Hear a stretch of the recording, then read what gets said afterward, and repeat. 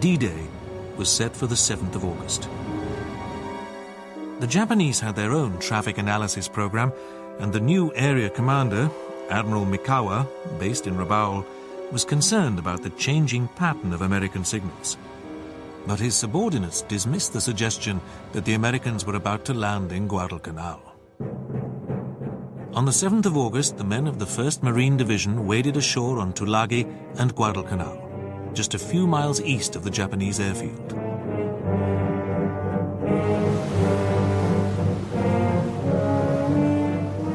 On Guadalcanal, the Japanese had been taken by surprise. The landings were unopposed.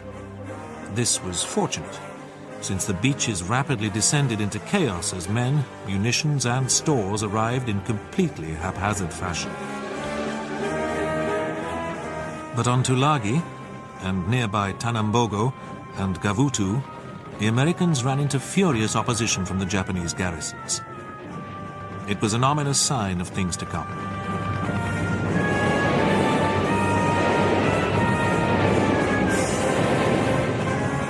It took a fearsome bombardment from the task force warships to drive the defenders from their positions.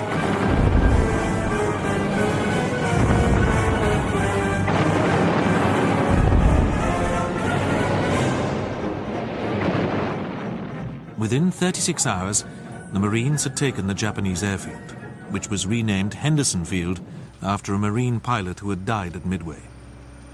For the next 6 months, the battle for Guadalcanal would boil down to the battle for Henderson Field.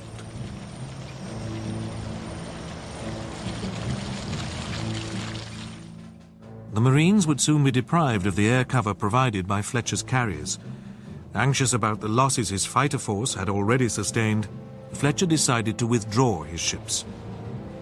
These included Saratoga, Wasp, and Enterprise. Fletcher was backed by Admiral Richmond K. Turner, the amphibious force commander, who had also decided to pull out. Vandergrift and the Marines were now left on Guadalcanal on their own. They dug in around Henderson Field to await the inevitable Japanese counterattack.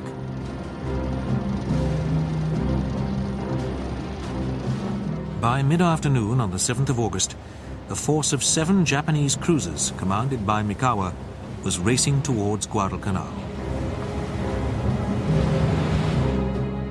The encoded signal ordering Mikawa to sail from Rabaul had been intercepted, but was not deciphered for another week. The Americans had lost their intelligence edge. For their part, the Japanese were supremely confident. Lacking radar, they were trained to fight night actions with their long-lance torpedoes. Mikawa's objective was the American transports lying in Iron Bottom Sound. His cruiser force attacked south of Savo Island, avoiding 2 U.S. destroyers patrolling the approaches.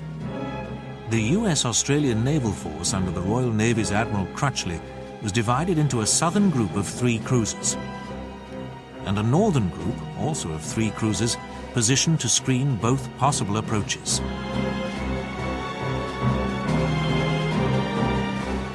Crutchley, however, was attending a conference to discuss the withdrawal of the carriers. He'd not informed his senior captain that he was now in command of the screening force. His flagship, the cruiser Canberra, was only minutes away from disaster.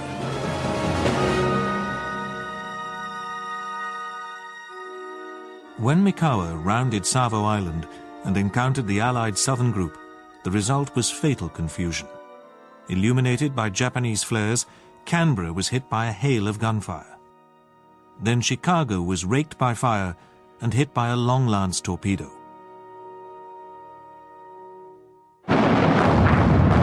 In less than 10 furious minutes, Mikawa had put the southern screening group out of action. Somehow, Canberra remained afloat until the next morning, when her crew were taken off. She was then sent to the bottom by a torpedo fired by an American destroyer. The battered Chicago lived to fight another day. Mikawa then turned his attention to the cruisers in the northern group, Quincy, Vincennes,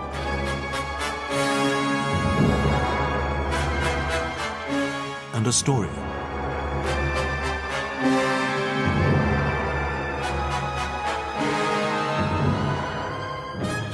The Japanese force now split into two columns, steering northeast towards the still unprepared US ships. In less than 3/4 of an hour, Mikawa's force sank Vincennes and Quincy and crippled Astoria. Only the cruiser Australia now stood between Mikawa and the transports. But fearing attacks from American carrier-borne aircraft at first light, he did not press on. This proved to be one of the most fateful decisions of the Guadalcanal campaign, and one which earned Mikawa the personal censure of Admiral Yamamoto.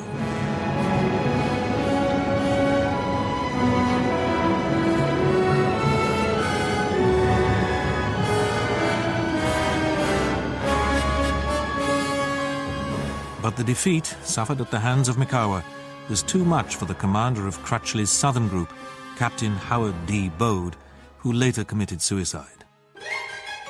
Meanwhile, the Marines consolidated their positions around Henderson Field. The first aircraft, 12 Dauntless dive bombers and 19 Wildcat fighters, arrived on the 20th of August. The Japanese High Command had not yet grasped the seriousness of the threat posed by the Marines on Guadalcanal.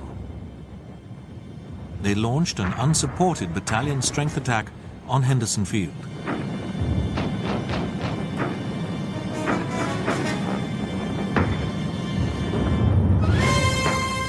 This was beaten off with heavy losses. The Japanese commander committed harakiri. The Japanese infantry had been landed on Guadalcanal by ships commanded by Admiral Tanaka. This was the first in a long succession of runs which the Americans were to dub the Tokyo Express.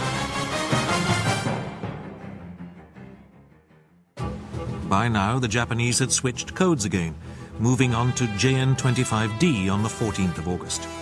They were also planning another run of the Tokyo Express, but this time as part of an elaborate trap set for the Pacific Fleet by no less a person than Admiral Yamamoto. Independent of the Express, but coordinated with it, would sail a powerful striking force of battleships, cruisers and destroyers, escorting the carriers Zuikaku and Shokaku.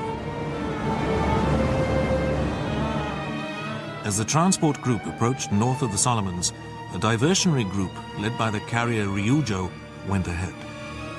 This was intended to lure Admiral Frank Fletcher's Task Force 61 into revealing itself, so that it could be destroyed by aircraft from Yamamoto's powerful striking force.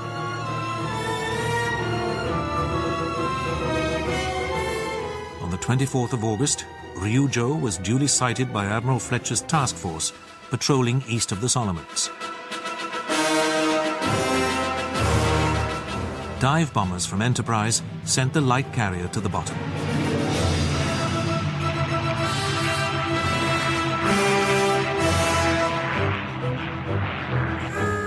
Now Fletcher's force braced itself for the enemy response. He had dispatched the strike which sank Ryujo with no fighter escort. Overhead, he had 53 fighters stacked in 3 layers, waiting for the attack he knew must come. All Fletcher's remaining dive and torpedo bomber crews had taken off to find and attack the Japanese fleet. Saratoga and Enterprise waited, every gun manned and loaded. When the Japanese aircraft arrived, the American fighters beat off the enemy torpedo bombers and their escorts.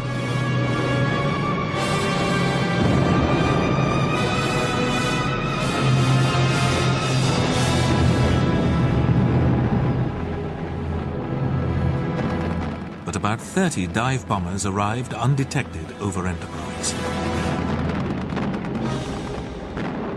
She was hit by 3 bombs, 2 of which crashed into the carrier's vitals before exploding. Enterprise lay dead in the water for some time before limping off to safety. Meanwhile, aircraft from Saratoga had hit and badly damaged the seaplane carrier Chitose. The next day, Marine Corps aircraft flying from Henderson Field attacked Tanaka's transports and hit his flagship, Jinsu. Henceforth, the Tokyo Express would only run at night.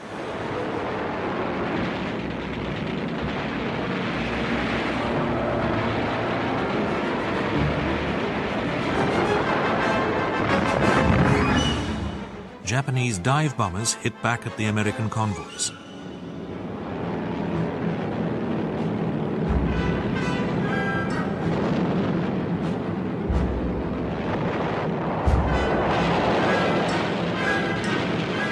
Both sides were now raising the stakes in the battle for Guadalcanal, striving to land reinforcements while choking off the enemy's attempts to do the same. On Guadalcanal itself, fighting raged around a ridge 1 mile southwest of Henderson Field, soon to be dubbed Bloody Ridge.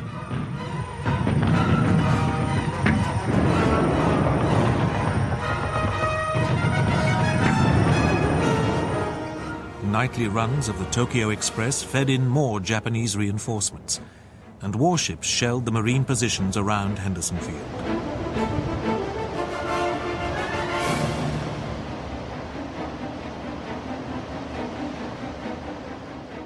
Vandergrift was beginning to lose the numbers war on Guadalcanal. The Americans stepped up their own reinforcement runs, and on the 15th of September, the battleship North Carolina formed part of the escort for a convoy bringing in 4,000 men of the 7th Marines. The troops were landed safely, but on the way out, the convoy's other major element, the carrier Wasp, was torpedoed and sunk by a Japanese submarine. By the end of September, the Japanese High Command had finally grasped the importance of the battle for Guadalcanal.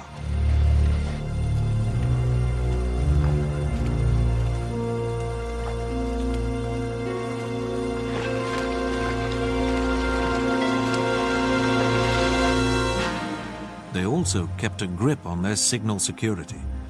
They rang the changes on JN-25 and began a wholesale overhaul of their communication system. The American codebreakers, who'd been feeling their way back into JN-25, were once again forced to rely on traffic analysis. Conditions on Guadalcanal were appalling. The landing beaches clogged with the detritus of war. The fetid jungle alive with leeches and disease.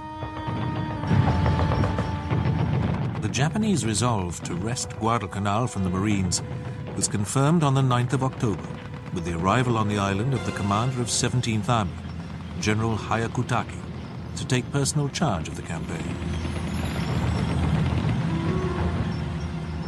Meanwhile, the Americans continued to run in reinforcements, provoking furious clashes in the waters around Guadalcanal.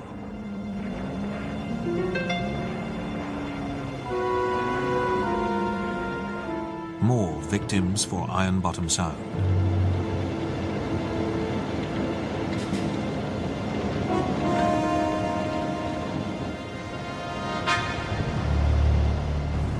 On the night of the 11th of October, the Americans and the Japanese made simultaneous landings on Guadalcanal. This led to another night battle west of Savo Island. A heavy cruiser task force commanded by Admiral Norman Scott took the Japanese by surprise. At the end of a confused and bitterly fought encounter, Scott was able to claim victory, proof that the Japanese were no longer invincible by night. Exploiting his advantage in radar, Scott had been able to maul the escort accompanying the Tokyo Express. In the dark, the Americans were no longer all at sea, although they lost a destroyer and one of Scott's heavy cruisers was badly battered.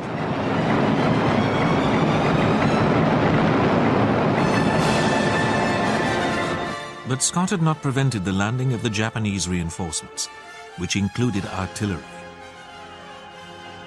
The struggle for Guadalcanal was nearing a new crisis. Henderson Field now came under bombardment from land